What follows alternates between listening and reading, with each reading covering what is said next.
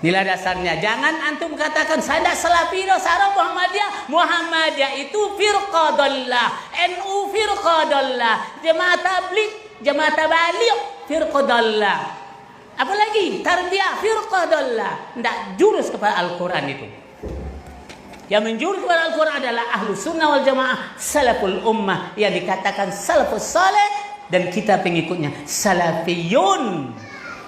Alah. Tapi awal dibuat itu biasanya tidak beralkohol. Makanya kita konsumsi di awal-awal. Kalau Bapak sudah biarin di kulkas berapa hari, kemudian ada berbusa, sudah beralkohol, itu nggak boleh. Biasanya memang rasanya juga pasti sudah berubah, gitu kan? Ada sedikit kecut biasa atau ada rasa itu, biasanya alkohol atau apapun yang dicampur ke jenis alkohol ini ke dalam makanan atau minuman, umumnya pengaruhnya itu adalah larinya terasa ada kecut, kan gitu. Nah ini hukumnya sudah haram kalau sudah ada alkoholnya. Durian pun awal dibuka itu biasanya tidak ada alkohol, tapi kan dia akan kalau dibiarkan maka dia akan berubah. Biasanya kalau kuning sekali dia akan sedikit mulai putih-putih, mulai berubah dan rasanya pun agak berbeda. Makanya sebaiknya dihindari. Izinkan saya menyampaikan apa yang mau saya sampaikan dulu. Ada satu ayat, teman-teman semuanya. Mau perhatikan ayat ini. Inilah keajaiban Al-Quran. Di antara keistimewaan Al-Quran itu adalah jawami'ul kalim. Apa itu adalah jawami'ul kalim? Jadi ungkapan-ungkapan ringkas, tapi menampung makna yang sedemikian luas dan padat. Orang Arab, bahasa Arab itu karakternya begitu. Nanti saya akan berikan contoh di antara doa Nabi, bagaimana Nabi berdoa kepada Allah dengan doa yang ringkas. Tapi kalau Anda elaborasi dan paham bahasa Arab, itu luar biasa mencakup sekian banyak makna. Nabi pernah bersabda dalam salah satu doanya, Allahumma ana bika wa ilaik. Ya Allah ya Karim, hanya segitu dong.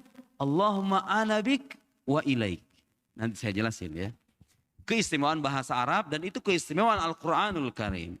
Perhatikan, ada sebuah ayat dalam Al-Quran, saya yakin, hakul yakin ya, orang Islam, kalau betul-betul paham ayat ini, bukan cuma paham, berusaha mengamalkan. Ingat, berusaha kata kuncinya. Bukan mencapai titik yang sempurna, karena kita bukan Nabi. Berusaha mengamalkan. Dengan niatan yang baik dan itikad yang kuat, saya yakin, itu berpengaruh untuk kehidupan pribadinya, kehidupan sosialnya, bahkan peradabannya. Itulah Al-Quran yang kadang kita baca hanya dengan terjemahan. Kalau kita paham bahasa Arab, meresapi sampai ke relung terdalamnya, itu memuat pesan-pesan yang sangat berguna bagi kehidupan kita. Apa ayatnya? Dengarkan ayat ini. Wa'adallahu alladhina amanu minkum wa amilus solihat layastakhlifannahum fil ard. Kamastakhlafalladzi, itu ayat ini panjang ya. Kamastakhlafalladzina min qablihim wa la yumakkinanna lahum dinahumul ladzi irtada lahum wa la yubaddilannahum min ba'di khaufihim amna ya'budunani la yusyrikuna bi syai'a. Ya Allah, itu jadi bahan seminar nih. Saya kalau diizinkan ngomong ayat ini sampai berapa sekarang, jam berapa nih? Setengah tujuh. Kita lihat, tapi kita ringkas sebisa mungkin ya. Mencari poin-poin pentingnya di balik ayat ini. Saya tadi bilang, kalau orang paham ayat ini, dengan meresapinya sesuai dengan kaidah bahasa Arab, memahami makna yang ada di balik teks itu akan bermanfaat bagi kehidupan pribadi. Mau itu kehidupan pribadi dalam arti hubungan asmara, usaha, pekerjaan, profesi, semuanya akan terjawab oleh ayat ini. Itu bisa menjawab sekarang kegelisahan sebagian orang. Kenapa kita jadi umat terbelakang sementara orang barat itu maju? Kenapa ada orang muslim hidupnya sengsara, batinnya kering kerontang? Kenapa ada orang Islam tapi melakukan kezoliman, tidak mencerminkan ajaran agamanya? Subhanallah, Al-Quranul Karim itu begitu. Allah berjanji, saudara-saudara sekalian. Allah berjanji. Kira-kira kalau berjanji diingkari apa enggak? Nah, tinggal perkara waktu aja, ya kan? Kan memenuhi janji nggak selamanya harus besok, harus lusa, ya nggak? Sebenarnya kalau janji saya akan menikahi kamu, saya berjanji menikahi kamu, nggak diikat dengan waktu. Bisa kapan aja kan? Iya. Nah, bisa 2 tahun yang akan datang, bisa 3 tahun yang akan datang, bisa mungkin 5 tahun, tapi jangan 10 tahun, keburu mati. siap Ustaz. Allah berjanji wa'adallahu alladhina amanu minkum. Allah berjanji kepada orang-orang beriman di antara kalian. Siapa? Ya ini orang muslim. Bukan cuma beriman. Lihat saudara. Banyak orang di luar sana yang berpaham bahwa agama itu cukup mendekatkan diri kepada Allah saja. Beriman kepada Allah, pegang tasbih, berzikir, baca Quran, merasa dirinya orang soleh. Itu pemahaman yang salah. Ada kebalikannya. Ada orang yang punya pandangan iman mah gak penting. Yang penting Anda berbuat baik saja, betul gak? Dua-duanya salah. Dua-duanya salah. Yang benar gimana? Lihat tuh. Wa'adallahu alladhina amanu minkum wa amilus solihat. Dan beramal soleh. Al-Quran sering kali menyandingkan antara iman dengan amal untuk mengajari kita. Bahwa iman saja tidak cukup karena iman yang sempurna harus diikuti dengan amalan yang konkret. Ya enggak? Saya percaya kepada Engkau ya Allah, Engkau maha pemberi rezeki, Engkau maha pengampun. Mana tindakan kamu sebagai orang beriman? Mengaku sebagai hamba Allah tapi gak pernah sholat. Pengakuannya palsu, iya enggak? Harus beramal soleh. Itu mirip Mbak, siapa ini mahasiswi. Kalau ada orang datang ke rumah Anda, Bapak, saya punya niatan baik untuk menikahi anak Bapak. Terus terang saya jatuh cinta kepada anak Bapak. Sudah bertahun-tahun saya naksir anak Bapak. Tidak pernah ada bukti sama sekali tapi. Tidak pernah ada bukti sama sekali. Ya, itu hanya isapan jempol belaka. Itu namanya omong kosong. Setiap pengakuan harus ada pembuktian. Iya enggak? Betul, Ustaz. Beriman beramal soleh. Lihat, lihat. Saya mau jelaskan apa itu amal soleh. Karena seringkali orang juga suka salah paham. Memaknai amal soleh itu dalam arti apa? Pergi ke masjid, sholat, berzikir selesai sholat, menghadiri majelis taklim, atau bersedekah. Kadang orang memahami kata istilah amal soleh dengan amalan-amalan yang sifatnya ritual. Paham gak? Puasa Senin Kamis, amal soleh. Sepakat. Itu adalah amal soleh. Anda tahu gak arti soleh itu apa? Soleh. Soluha yasluhu. Makanya ada ungkapan al-Islam solih likulli zaman wa makan. Tahu nggak artinya apa itu? Islam itu relevan, cocok untuk setiap waktu dan tempat. Perhatikan. Amal soleh itu adalah amal, kata kuncinya tadi saya sebut adalah kata cocok atau relevan, cocok. Amal soleh adalah amal yang cocok dengan tuntunan agama. Bukan cuma itu. Amal soleh adalah amalan yang cocok dengan tugas dan makom Anda sekarang. Jadi kalau Anda pergi ke kampus, ngerjain tugas dosen, ya, dengan rasa pusing, dengan rasa berat, kadang-kadang galau di kampus, Anda itu sedang melakukan amal soleh. Kenapa disebut amal soleh? Karena itu amalan yang cocok untuk tugas Anda, betul nggak? Betul, Ustaz. Betul. Makom Anda, makom itu artinya kedudukan.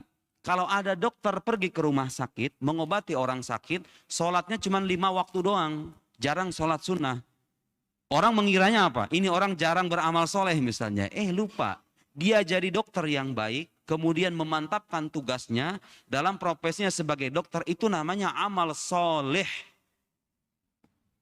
Petani kalau pergi ke sawah dan dia meniatkan itu sebagai upaya untuk mencari nafkah bagi anak istrinya, bercucuran lumpur gitu ya, berlumur lumpur, kemudian bercucuran keringat, sholat kalau ke masjid, kalau sholat fardu aja, sadar atau tidak dalam pandangan agama orang itu sedang beramal soleh. Orang yang dijual sana, yang naik Gojek, kemudian pergi di waktu pagi, pulang di waktu malam, bawa martabak, saya seperlunya dengan uang seperlunya kepada istrinya. Anda sadar atau tidak? Kadang-kadang Pak, mereka itu lebih mulia ketimbang kita. Kenapa? Karena penderitaannya lebih banyak ketimbang kita. Dan dalam agama memandang bahwa semakin orang menderita, semakin tinggi derajat di sisi Allah Subhanahu wa Ta'ala kalau dia bersabar. Kalau dia bersabar. Kadang-kadang kita yang biasa-biasa aja nih, hidupnya enak, derajat kita itu kadang-kadang bisa lebih rendah dari mereka loh. Itu mereka melakukan amal soleh. Paham amal soleh maksudnya apa ya? Seorang saintis, seorang peneliti pergi ke laboratorium. Meneliti. Mengembangkan pengetahuan. Itu amal soleh atau bukan? Islam gak pernah melarang yang begituan. Justru mendorong umatnya, masing-masing manusia bekerja dengan profesi dan makomnya masing-masing. Maksimalkan tugas Anda, itu amal soleh. Anda dekat dengan Tuhan Anda dengan cara begitu. Bukan hanya berzikir di dalam masjid. Berzikir dalam masjid, membaca Al-Quran, itu sebagian dari amal soleh. Amal soleh yang sering dilupakan orang itu apa? Yang tadi saya sebutkan itu. Bangun tidur, siap-siap nyalain motor, nyalain mobil, pergi ke pabrik, pergi ke kampus. Kalau mahasiswa ya, Anda melakukan pekerjaan Anda dengan penuh keseriusan sebagai bentuk pengabdian kepada Tuhan Anda, itu namanya amal soleh selama tidak bertentangan dengan ajaran agama. Kalau pergi ke tempat maksiat bukan amal soleh. Kenapa? Kan saya jadi bartender Ustadz. Sesuai dengan saya itu. Ya, tapi nggak sesuai dengan tuntunan agama. Nggak bisa gitu dong. Lihat nih saya ngomong begini, Al-Quran hanya mengatakan wa'adallahu ladzina wa amilu amanu minkum wa amilus solihat. Jadi istilah amal soleh banyak sebetulnya. Ayat yang hadisnya kayak gitu tuh. Wa'adallahu ladzina amanu wa amilus solihati sanudkhiluhum jannatin tajri min tahtihal anharu khalidina fiha wa'adallahi haqqo. Janji Allah itu benar-benar pasti ada. Supaya Anda jangan ragu kalau Allah berjanji, janji Allah itu benar-benar akan terjadi. Di ayat lain misalnya ada ayat mengatakan wa'adallahu alladzina amanu wa amilus solihati lahum maghfiratu wa ajrun azim. Allah berjanji kepada orang yang beriman dan beramal soleh. Lihat, bukan cuma beriman doang, beriman dan beramal soleh, mereka akan mendapatkan ampunan dan ganjaran yang agung, ganjaran yang berlimpah, ganjaran yang banyak. Bukan cuma beriman doang, beragama itu harus beramal soleh, tapi dengan pemaknaan yang kayak tadi ya. Apa janjinya? Apa janjinya? Nih, dengerin. Kalau orang muslim, orang beriman, mengabdi kepada Allah, beriman kepada Tuhannya, dan mengikuti imannya dengan amal soleh. Ingat, kalau saya sebut amal soleh, maknanya kayak tadi. Kalau dia betul-betul membangun kehidupan dengan amal soleh dan keimanan, apa janjinya? La yastakhlifannahum fil ard. Mereka akan diberikan kuasa menjadi penguasa di atas muka bumi. Ya Allah ya Karim, kenapa sekarang seorang Islam tuh kebalikannya dikuasai sama orang lain? Ya tanya aja, kita ini kadang-kadang beragamanya pincang, betul nggak? Hanya beriman saja, mementingkan ritual, sementara kalau ada orang peneliti pergi ke laboratorium disangkanya apa? Bukan beramal soleh, amal soleh hanya dikerucutkan pada tindakan ritual saja, betul nggak? Itu sebab, tuh lihat tuh. Allah memberikan isyarat-isyarat begitu. Kalau pengen jadi penguasa di muka bumi, penguasa peradaban, maju gitu loh. Jadi umat yang maju, iman sekaligus amal soleh. Orang barat cuma beramal soleh doang. Makanya ada salah seorang sarjana muslim dari Suriah, dia bilang begini, saya suka dengan ungkapannya. Orang-orang barat tuh maju secara teknologi, secara sains teknologi mereka maju, kita akui. Tapi di balik kemajuan itu ada benih-benih kehancurannya. Karena mereka nggak punya moralitas, nggak punya keimanan kepada Tuhan. Paham ya? Itu ada buku bagus dalam bahasa Arab, tapi saya nggak tahu di sini kayaknya kan mahasiswa umum ya. Kalau saya kasih tahu juga kayaknya percuma lah. Terlepas dari itu, Allah berjanji kalau ada orang beriman dan beramal, dan memang coba Anda renungkan sekarang. Coba Anda renungkan sekarang. Seandainya ya, seandainya setiap Muslim fokus dengan bidangnya masing-masing. Dan memantapkan imannya kepada Allah, beribadah kepada Allah dengan bidangnya masing-masing. Kira-kira maju gak kehidupan kita? Kenapa sekarang suka mundur kita itu? Kadang-kadang yang gak ahli itu bicara tentang bukan bidang keahliannya, ya kan? Jadi mundur ke belakang kita itu.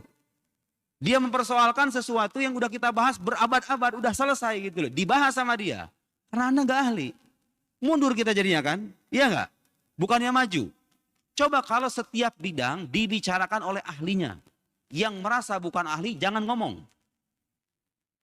Mau itu saintis, mau itu orang ahli agama. Kalau ahli agama nggak paham sains ya tanya aja, nggak usah sok-sokan. Kemudian mengkritik pendapat para ilmuwan yang memang punya metodologi yang jelas. Sebaliknya, ini saintis-saintis itu jangan suka bicara tentang agama dengan cara pembicaraan yang jelek, menjelek-jelekan agama dengan alasan agama hanya berisikan dongeng, khurafat dan lain-lain. Anda bicara dalam bidang Anda saja. Kebayang nggak sama Anda sekarang? Kalau setiap Muslim, setiap para penguasa, mereka jujur beriman kepada Allah dan beramal soleh, konsisten beramal soleh. Apa yang terjadi? La yastakhlifannahum fil ard. Allah akan menjadikan mereka pemimpin di atas muka bumi. Terjadi nggak dalam sejarah Islam itu? Terjadi. Kapan? generasi salafus saleh, generasi sahabat Nabi Shallallahu Alaihi Wasallam. Karena ada sebuah hadis memuji generasi 3 abad pertama itu khairul qurun qarni tsummal ladzi yali tsummal ladzi yali. Kata Nabi Shallallahu Alaihi Wasallam, sebaik-baiknya abad itu adalah abadku, Nabi dengan sahabatnya. Tsummal ladzi yali, abad setelahnya sahabat tabi'in, tsummal ladzi yali. 3 abad pertama itu dipuji sama Nabi. Dan di 3 abad pertama itu kalau Anda lihat, ayo sekarang kita kalau baca sejarah, Imperium Persia Romawi itu hilang, lenyap, tidak ada sisa. Dalam ke era khilafahan siapa? Persia itu hilang ketika dalam kehilafahan Sayyidina Umar ibn al-Khattab, ketika dalam peperangan, mereka mengikuti banyak peperangan, ada perang Dhatus Salasil, terakhir itu peperangan Qadisiyah, yang panglimanya adalah Sa'ad ibn Abi Waqqas. Kemudian ada sahabat lain namanya Qaqa ibn Amr. Baca aja sejarah itu. Rustum, Qaid itu artinya komandan itu sampai lari terbirit-birit. Orang Persia itu, di antara kelebihannya mereka kan negara adidaya, kekuasaan adidaya ya, datang dengan gajah. Tercatat dalam sejarah itu. Datang dengan gajah, kemudian datang dengan alat-alat yang lebih canggih. Orang Muslim hanya bermodalkan apa coba? Orang Arab itu. Bisa itu menaklukkan kerajaan yang tidak ada tandingannya di muka bumi pada saat itu gitu loh. Hancur. Ingat, Islam memerangi mereka bukan hanya karena perbedaan keyakinan. Islam menghancurkan dan memerangi orang-orang Persia dan Romawi karena mereka menyebarkan kezoliman. Dan mereka ingin menyerang agama Islam, padahal Islam tidak pernah memaksa mereka untuk masuk ke dalam agama kita. Paham ya? Kalau terjadi peperangan dalam Islam, konteksnya bukan menyerang langsung. Tapi karena ada hubungan timbal balik, mereka berlaku zalim, kita merespon. Islam itu bukan agama yang ditampar pipi kanan, pipi kiri diserahkan gitu. Ya enggak begitu dong. Kalau Anda sekarang duduk di rumah, kemudian lagi santai, tiba-tiba ada maling, masa mau pasrah gitu aja? Lawan lah. Iya kan? Logikanya begitu. Perang tuh begitu. Perang dalam Islam tuh begitu. Nabi Muhammad datang mengajak orang, ayo beriman kepada Allah, mengimani aku sebagai utusan Allah. Kamu gak mau terserah. La ikraha fiddin, gak ada paksaan dalam agama.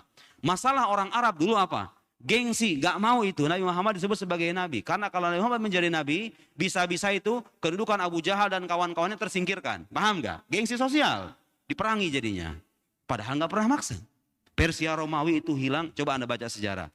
Saintis-saintis Muslim yang sekarang kita baca itu Ibnu Sina lah yang paling populer kan. Itu hidup pada abad itu.